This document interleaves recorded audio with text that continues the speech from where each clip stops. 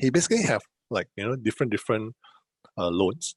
And what debt consolidation means that you're trying to put all these loans into one big container, big enough to house all the loans.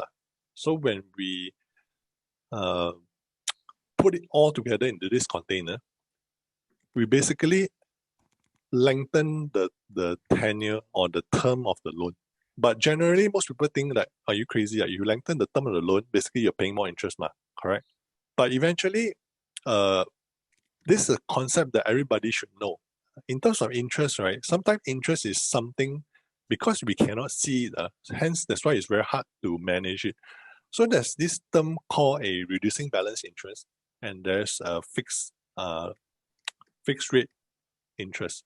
So in reducing balance interest is interest where they calculate as you pay your loan, it recalculates every month. But the fixed rate loans, right, or the fixed are those like personal loan and car loan where they calculate the interest upfront. But the catch here is you need to understand that at the end of the 10-year payment, the interest calculation needs to be much lower than the original interest that we're paying for. The first priority, any person that we work with, we would do the lengthening and the reduction of loan interest. But there are some cases which is very chronic, that needs, like, how you need to save that person's life already. Sometimes we have to just reduce the installment first and not take the interest calculation in totality as a start, because we need to save him out of the deficit that he's currently facing, right?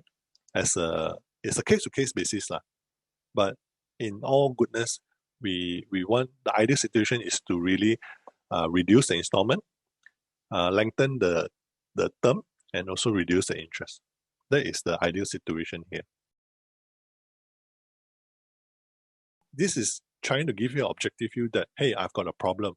The problem is either I don't have enough savings, or I don't start to have enough savings, or I don't grow my savings fast or healthy enough.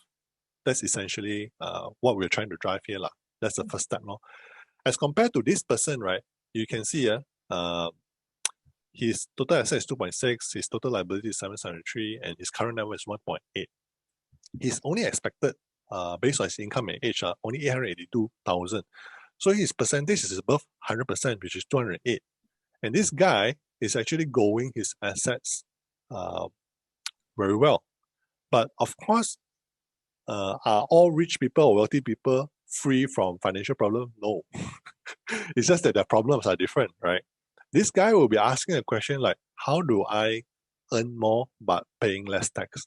How do I preserve my assets for my next of kin, So that's why I want you guys to do this exercise for yourself, to be able to give you an objective view of where you stand. Then you begin to know what are the steps to take, to transform your financial moving forward in 2021. Ultimately,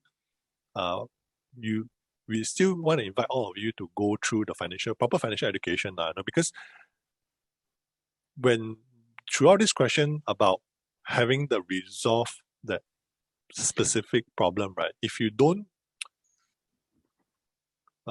focus on making sure you are being that person who can have the proper financial management, right?